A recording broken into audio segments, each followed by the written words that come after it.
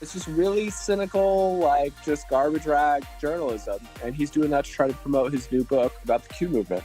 And apparently he wants to use us as the headline example. This is Front and Center with your host, Jackie Jordan. Entertainment and pop culture expert Jackie Jordan is with us.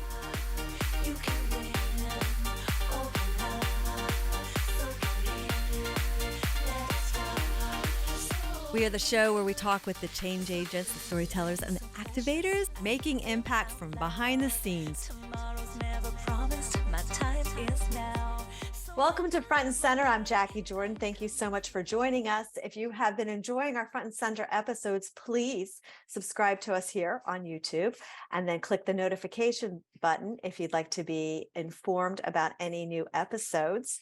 This episode, I definitely have a behind the scenes person. I first learned about Austin Steinbart about 2 years ago. He actually made some headlines because he was rebel rousing a medical facility in support and sticking up for his parents. And it ended up in some legal action. The FBI ended up raiding him and he ended up spending time in prison. And he's young, he's brilliant, he knows what he's talking about. I feel like I have a very good truth detector. I've been listening to things he has been saying for a long time. And like me, I've been called a conspiracy theorist and have found that I am 99% right and always willing to be wrong with it. And he certainly has been right and in my eyes and my experiences. But not only that, in the conversation that we have with Austin upcoming, we often talk about the problems in the world and the problems with that are going on with our country and our political system, but very often do we actually hear solutions. And what I really like about Austin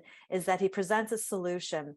And even beyond that, I think he's capable of actually pulling the solution off. Please welcome Austin Steinbart.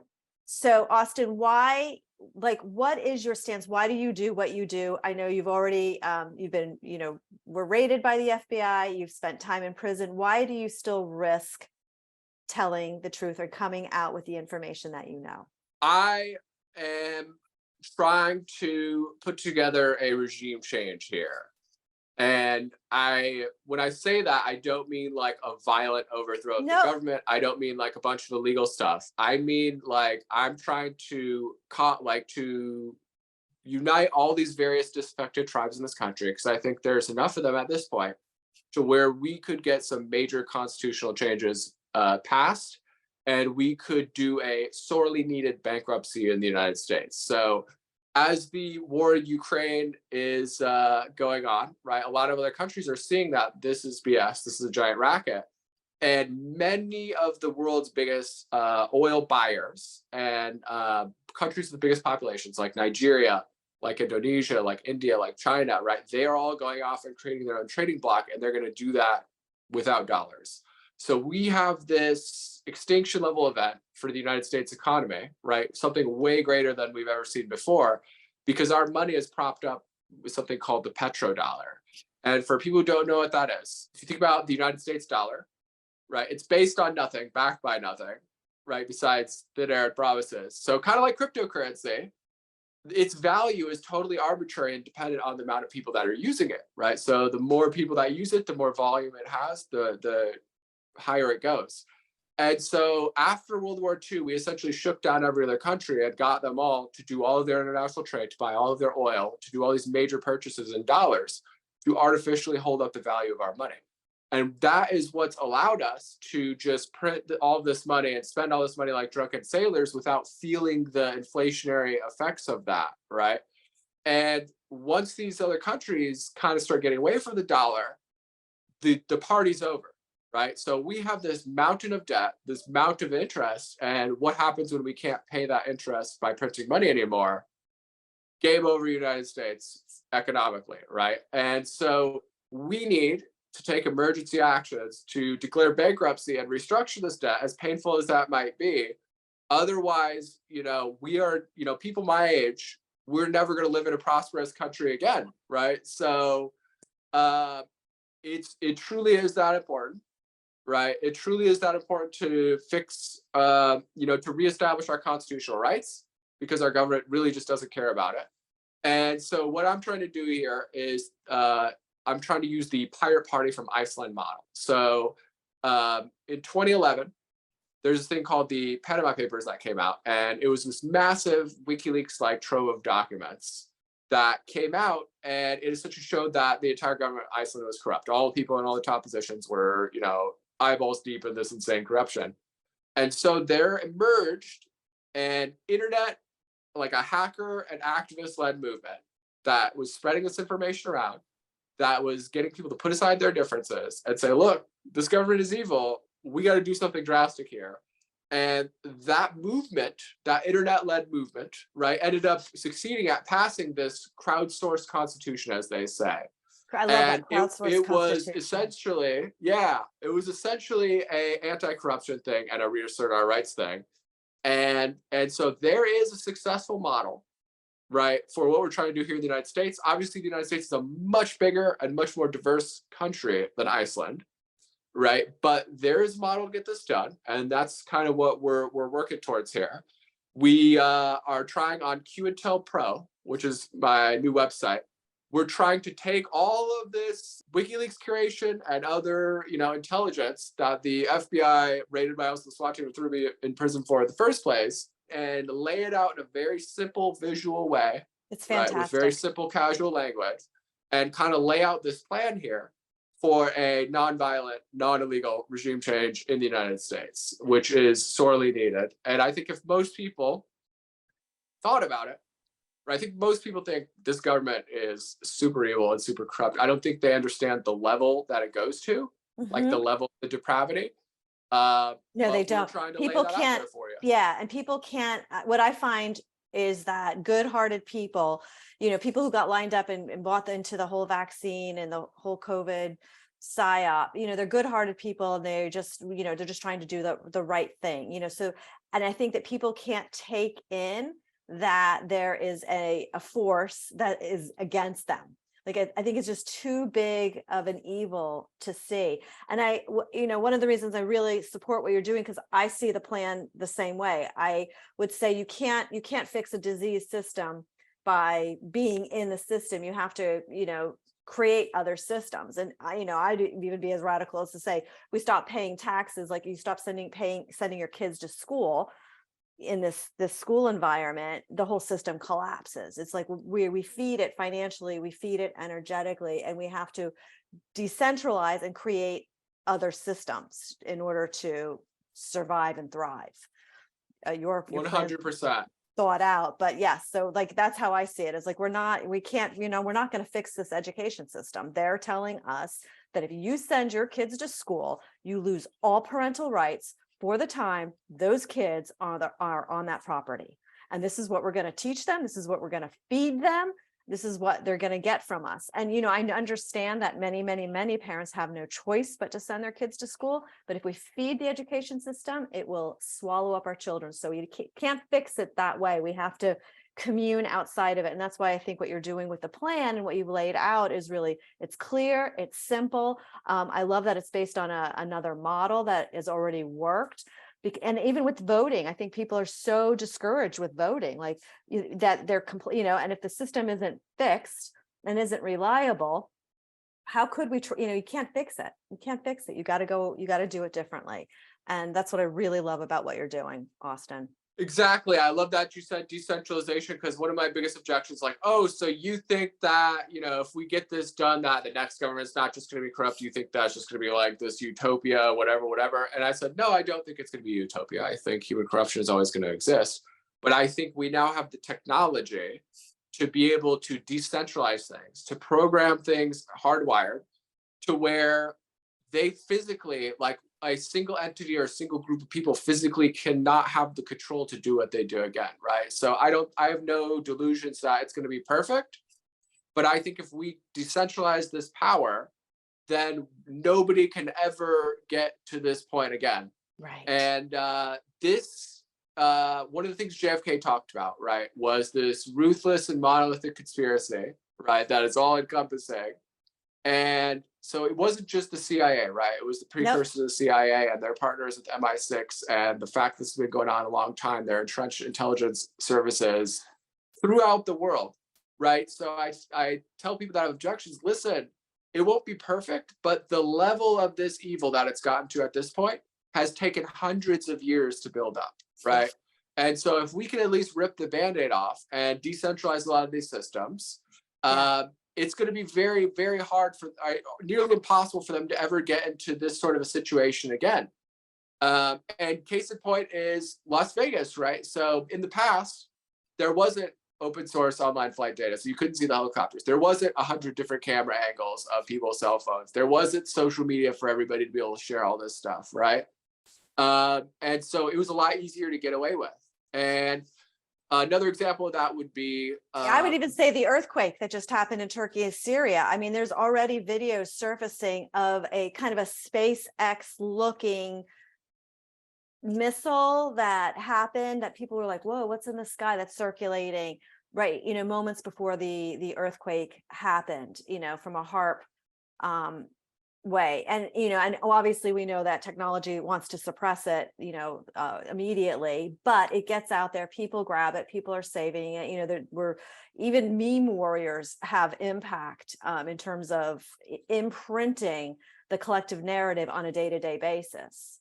Absolutely. It's one of those things that if we have a free and open internet, there's no way that they could stop that. I think this would already been done in 2018, as far as I'm concerned, if they wouldn't have been rigging the internet so bad. But I think it's their censorship power has made them sort of lazy, right? So as that censorship starts to come away, like with Twitter, for example, now all of a sudden everybody that's fighting for the truth is like this battle-hardened warrior, and everybody who's, trying to just be a kangaroo journalist and be lazy, they've all gotten really soft. So I think it's going to the pendulum's going to swing in the other direction.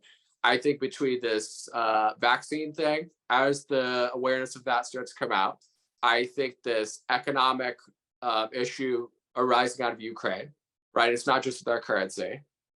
Based on our normal booms and bust cycles, right? There's a lot of inflation, interest rates are going up. They're not going to be able to stop it with low interest rates. So a lot of people are just on a regular boom and bust cycle, predicting a massive recession. And then the Bank of International Settlements, they just disclosed that there's this massive, $100 trillion dollar-denominated debt hole that's going to go off this year. So we have this massive economic crisis. We have this massive health crisis, right? And then we have this war crisis where these, psychotic dinosaurs that run our military are trying to push us to the brink of World War III, and they just don't care. So I think between the three situations we have coming to fruition this year, that it should be a huge opportunity for us to really pick up a lot of momentum and to really get somewhere and to wake people up. And for the people who maybe aren't as into this, right? A lot of people in politics, right? One of the ways to win is not just to say what you're against, right? You got to say, what's in it for you, right, Mr. Voter? And so we're like, well, we're glad you asked. We have this thing called the Internet Bill of Rights. And in addition to trying to protect us from censorship, this Internet Bill of Rights is going to establish our own sovereignty over all of our data. So based on our internet usage with our phones, with our computers, with everything, these tech companies are collecting all this data about us. Everywhere we go, everything we buy, everything we even say in offline conversations, right? And it's not just the tech companies that are doing this. The grocery stores have these, like in Walmart, they have these AI facial recognition things. The hospitals are giving them your data. I think about Ring doorbell, all connected to Amazon. Exactly. It's showing what's up at a front door for everybody. I mean, I'm mind boggled by the 10 years of how we gave all our data, our emotions, our predictability, our access, all for our convenience. We just gave it up. And even last week's, we went from a green meteor that was coming past Polaris that was 55,000 years old, but just discovered. And that didn't get traction into a Chinese satellite balloon coming across the United States, but wasn't going to show it. I was like, people, they're just, this is how we get the data, we get our reactions, and this is how we set up the next PSYOP, whether it's going to be an alien invasion, or would it be a meteor would be better, or is it going to be the second coming of Christ is going to be like what? This is how they get that information, because we react, we respond, we hit those emojis, we want the convenience, we just fed the beast. Yep. And this data is worth trillions and trillions of dollars, right? So I think a lot of people don't realize how valuable that is. But just like an anecdotal example here, They have for the car insurance, you can have one of those tracker beacons in your car that you drive around with. And you could save as much as $200 a month by driving around with that tracker beacon in there. And so they claim, oh, it's because we're rewarding you for safe driving, but really it's because they're collecting a bunch of data and selling that data. So think about just from one vector with this car thing, that's worth $200 a month. So with this Internet Bill of Rights, we're saying that everybody owns their own individual data. It goes into a blockchain that you control, and every time anyone touches it, whether it's your banking data, your health data, your social media data, your Ring doorbell data, right, your driving data, anytime any company touches that, they have to pay you your royalties. Hey, you.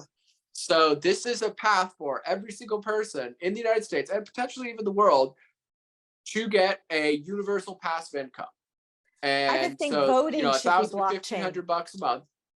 And so if you can't get on, if you're not quite, there with the, the negative side of things, of all these bad things that are happening, how evil this government is, hopefully you'll be there with, the idea that, hey, we, people are struggling economically and we should actually do something to take care of that.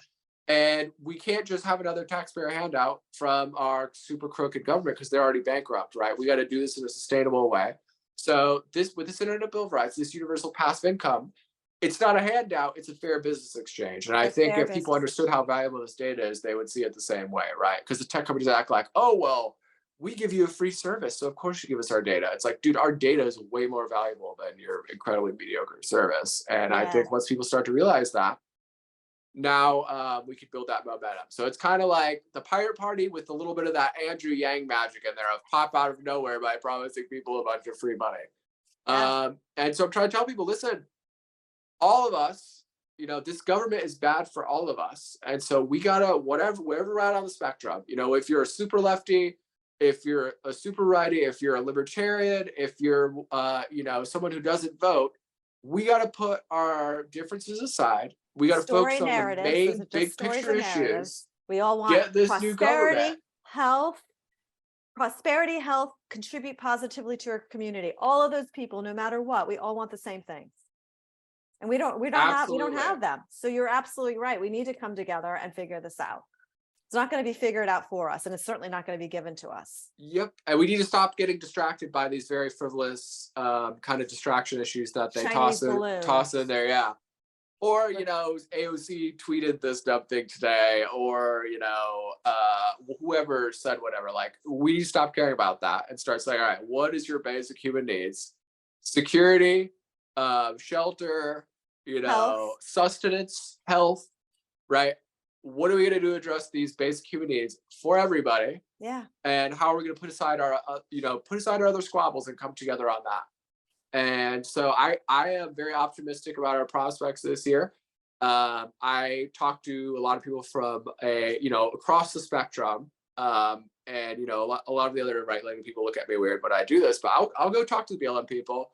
I'll go talk to the Antifa people. I don't mind talking to, the super progressives. I don't mind talking to the super right. And I think all of them, as long as we kind of like take them through it and we start from where they're at and we kind of bring them into our Big Tent, I have a lot of luck getting that to happen. So I don't see any of these groups as the enemy, even if they've, traditionally taken a more adversarial posture towards us, perceivably extremely hostile posture towards us in the past.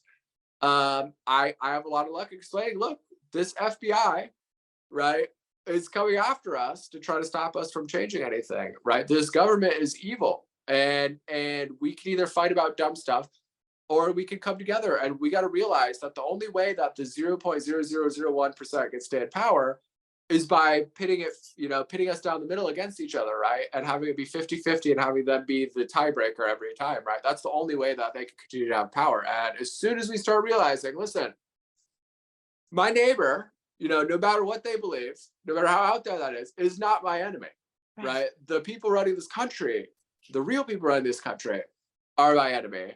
And we need to come together to overthrow that. People don't realize that we've just gotten like $1 trillion lien put against us as a country and against all of our children and our grandchildren and like that's a real tangible debt experience that's been placed on all of us, that and that's you can't run your checkbook like that. You can't run your life by that, like that. So it's become so abstract. It's such a narcissistic gaslighting. It's become so abstract that we don't even realize the deprivation that we're subscribing to as even a human race, but as a country, where we're not prospering, where we're not creating, where we're not taking care of each other. And I still believe it's a human right to want to be of value to your neighbors and to your community and to your service. And none of that's happening because we're like in desperate survival mode right now. So really appreciate what you said, Austin. I think it's extraordinary that you're offering a solution, because we can bitch and moan all day long about what's wrong, what's not right, but you're proposing a solution, and I think that's really fantastic. And I certainly could talk to you all day, but please stay in touch and please come back and join us, because I'd love to do regular updates on this, because I think it's going to be an intense couple months here on planet Earth in 2023. It'll be good. I'd love to come back sometime. Thank you again, Austin, for joining us here on Front and Center. I do hope you'll come back. QIntel.pro is where you can find the plan. You can also find the research about what we were talking about in Vegas and other information. And Austin also has a channel of the Austin Steinbart Show that can be found on Rumble. So please feel free to listen. I'm Jackie Jordan with Front and Center. If you like this episode, please YouTube us, subscribe. Add us for notifications, and you can always find us where you find all your favorite podcast channels. I'm Jackie Jordan. Thank you. Thank you so much for joining us on the Front and Center with Jackie Jordan podcast. Please subscribe to us on YouTube and follow us on Instagram at TV Guestpert. We'd love to hear from you.